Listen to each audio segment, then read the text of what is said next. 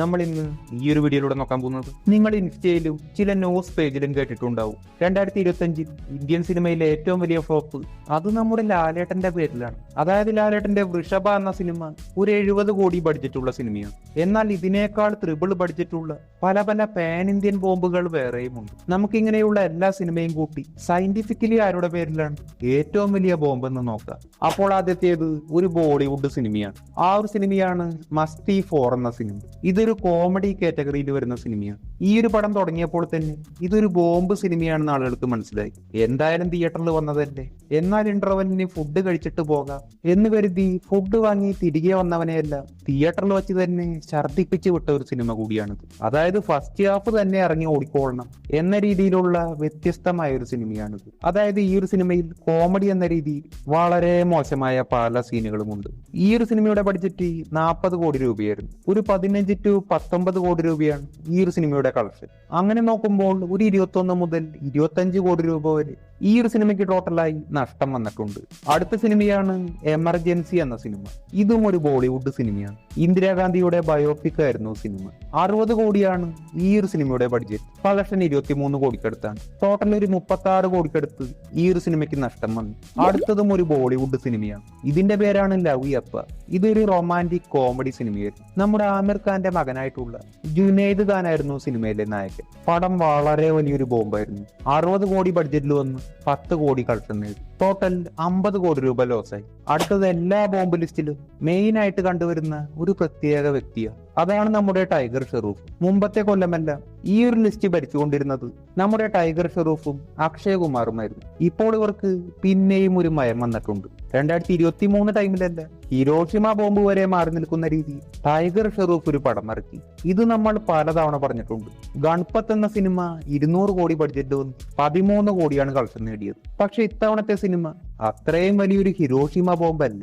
Baggy 4 എന്ന cinema 80 കോടി ബഡ്ജറ്റിൽ വന്നു 66 കോടിക്കടുത്ത് കളക്ഷൻ നേടി. അങ്ങനെ നോക്കുമ്പോൾ ഒരു 14 കോടിക്കടുത്ത് നഷ്ടം. എന്തായാലും പിന്നെയും ഒരു മയമുണ്ട്.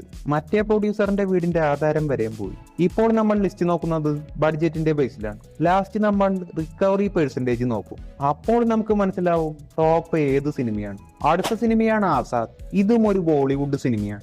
ഇതിന്റെ ബഡ്ജറ്റ് 80 കോടി രൂപയാണ്. കളക്ഷൻ ഒരു 10 കോടിക്കടുത്താണ്. ഒരു ആക്ഷൻ അഡ്വഞ്ചർ സിനിമയായിരുന്നു. 70 കോടി രൂപ ലോസായി. ഈ ബോളിവുഡ് സിനിമകൾക്ക് എപ്പോഴും വലിയൊരു ബഡ്ജറ്റാണ്. നമുക്കൊരു 100 കോടി 80 കോടി ബഡ്ജറ്റ് എന്ന് പറയുന്നത് വളരെ റയറായി കിട്ടുന്ന ഒരു സംഭവമാണ്. എന്നാൽ ബോളിവുഡിൽ ഇത് വളരെ നോർമലാണ്, വളരെ നിസ്സാരമായ ഒരു കാര്യമാണ്. അതുകൊണ്ട് പടം ഫ്ലോപ്പായ ഏറ്റവും കൂടുതൽ ബോംബുകൾ വീഴുന്നത് കൂടുതലും ബോളിവുഡിലായിരിക്കും. അടുത്ത സിനിമയാണ് സൺ ഓഫ് സർദാർ 2. ഇതും ഒരു ബോളിവുഡ് സിനിമയാണ്. ഇതിലും നമ്മുടെ അജയ് ദേവഗനുണ്ട്. 150 കോടി ബഡ്ജറ്റുള്ള സിനിമയായിരുന്നു. കളക്ഷൻ ഒരു 66 കോടിക്കടുത്ത്. ടോട്ടൽ 84 കോടിക്കടുത്ത് ലോസായി. അടുത്തത് നമ്മുടെ കണ്ണപ്പ എന്ന സിനിമയാണ്. നമുക്ക് എല്ലാവർക്കും അറിയാം കണ്ണപ്പ ഒരു പാൻ ഇന്ത്യൻ ബോംബാണ്. ഇതിൽ അക്ഷയ് കുമാറും ഒരു കേമിയോ റോളിൽ വരുന്നുണ്ട്. നമ്മുടെ ലാലേട്ടൻ വരുന്നുണ്ട്, പ്രഭാസ് വരുന്നുണ്ട്. ഇത്രയും കേമിയോസ് കിട്ടിയെങ്കിലും ഡയറക്ഷൻ വളരെ വീക്കായിരുന്നു. അങ്ങനെ ഈ ഒരു പടം ബോംബായി. കണ്ണപ്പയുടെ ബഡ്ജറ്റ് 200 കോടി രൂപയാണ്. കളക്ഷൻ 55 കോടി. ഒരു 145 കോടിക്കടുത്ത് ലോസായി. അടുത്ത സിനിമയാണ് സിക്കന്ദർ എന്ന സിനിമ. ഈ ഒരു സിനിമയുടെ ബഡ്ജറ്റ് 200 കോടിയായിരുന്നു. കളക്ഷൻ 152 കോടി. 18 കോടി ലോസായി. മറ്റൊരു കാര്യം എന്തെന്നാൽ സൽമാൻ ഖാൻ എപ്പോഴും ബോളിവുഡിൽ നല്ലൊരു ബ്രാൻഡ് വാല്യൂ ഉണ്ട്. അതുകൊണ്ട് ഏതൊരു പടവും ഇറങ്ങുന്നതിന് മുമ്പ് പ്രീ ബിസിനസ്സിലൂടെ 200 കോടി കിട്ടും. അങ്ങനെ ഈ ഒരു സിനിമയ്ക്കും കിട്ടിയിരുന്നു. പക്ഷെ തിയേറ്റർ കളക്ഷൻ വെച്ച് നോക്കിയാൽ പടം ഫ്ലോപ്പാണ്. അടുത്തത് ഒരു തമിഴ് സിനിമയാണ്, തഗ് ലൈഫ് എന്ന സിനിമ. സിനിമയുടെ ബഡ്ജറ്റ് 300 കോടി രൂപയാണ്. കളക്ഷൻ 90 കോടി. 210 കോടി ലോസായി. മറ്റൊരു കാര്യം എന്തെന്നാൽ മണിരത്നവും കമലഹാസനും 38 കൊല്ലത്തിന് ശേഷം വീണ്ടും ഒന്നിച്ച സിനിമയായിരുന്നു. അടുത്ത സിനിമയാണ് വാർ 2. ഈ ഒരു സിനിമയ്ക്ക് നമുക്കറിയാം നല്ലൊരു ഹൈപ്പ് ഉണ്ടായിരുന്നു. വാർ 2 സിനിമയും കൂലി സിനിമയും ക്ലാഷ് ആയിരുന്നു. ഇതിൽ ആരാദ്യം 1000 കോടി കളക്ഷൻ നേടും എന്ന രീതിയിൽ ഡിബേറ്റുകൾ നടന്നിരുന്നു. പലരും പറഞ്ഞു വാർ സിനിമ ജയിക്കും, മറ്റു ചിലർ പറഞ്ഞു കൂലി സിനിമ ജയിക്കുമെന്ന്. എന്നാൽ റിലീസായപ്പോൾ ഒരു പ്രത്യേക ട്വിസ്റ്റ് നടന്നു. 2 പടവും ഫ്ലോപ്പായി. വാർ 2ന്റെ ബഡ്ജറ്റ് 400 കോടിയാണ്. കളക്ഷൻ 364 കോടി, ഒരു 36 കോടിക്കടുത്ത് നഷ്ടം. കൂലി സിനിമ നമ്മുടെ ഈ ഒരു ലിസ്റ്റിൽ ആഡ് ചെയ്തിട്ടില്ല. കൂലി സിനിമയ്ക്കും ഒരു 400 കോടിക്കടുത്ത് ബഡ്ജറ്റ് ഉണ്ട്, കളക്ഷൻ 510 കോടിക്ക് മേൽ. അങ്ങനെ നോക്കിയാൽ കൂലി സിനിമ പ്രതീക്ഷിച്ചത്ര വിജയം നേടിയില്ല, പക്ഷെ ബഡ്ജറ്റിനേക്കാൾ കളക്ഷൻ നേടി. അടുത്തത് വൃഷഭ എന്ന സിനിമയാണ്. ഇതൊരു തെലുങ്ക് സിനിമയാണ്, പാൻ ഇന്ത്യൻ റിലീസായിരുന്നു. 70 കോടി ബഡ്ജറ്റിൽ വന്ന് 2 കോടി കളക്ഷൻ നേടി. സിനിമ വളരെ വലിയൊരു ഫ്ലോപ്പ് ആയിരുന്നു. നമുക്ക് ഈ ഒരു സിനിമ കമ്പയർ ചെയ്യേണ്ടത് മറ്റൊരു പാൻ ഇന്ത്യൻ സിനിമയായിട്ടാണ്. ബോംബുകളിൽ ഗെയിം ചേഞ്ചറായ ഗെയിം ചേഞ്ചർ എന്ന സിനിമ 450 കോടി ബഡ്ജറ്റിൽ വന്ന് 130 കോടി കളക്ഷൻ നേടി, 320 കോടി ലോസായി. ഇനി ഗെയിം ചേഞ്ചർ ആണോ വൃഷഭയാണോ, ഏതാണ് കൂടുതൽ ലോസ് എന്ന് നോക്കിയാൽ ബഡ്ജറ്റും കളക്ഷനും തമ്മിലുള്ള റിക്കവറി പെർസെന്റേജ് നോക്കിയാൽ ഗെയിം ചേഞ്ചറിന്റെ ഏകദേശം ഒരു 32%.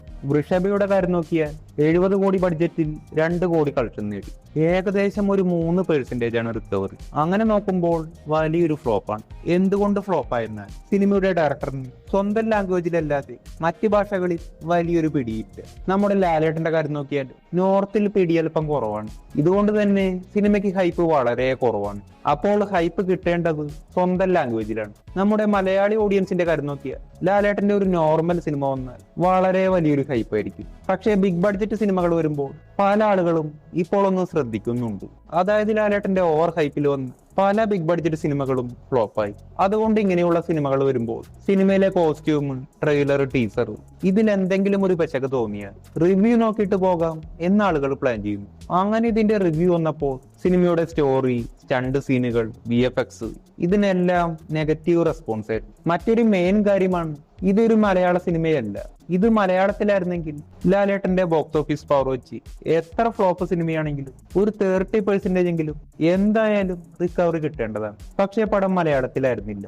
എന്തു തന്നെയായാലും ലാലേട്ടന്റെ വരാനിരിക്കുന്ന ലൈനപ്പ് വളരെ പവർഫുൾ സിനിമകളാണ്. ഒരു സിനിമയെങ്കിലും ഹെവി പോസിറ്റീവ് വന്നാൽ ബോക്സ് ഓഫീസിന്റെ കാര്യം നമുക്ക് പിന്നെ പറയേ വേണ്ട.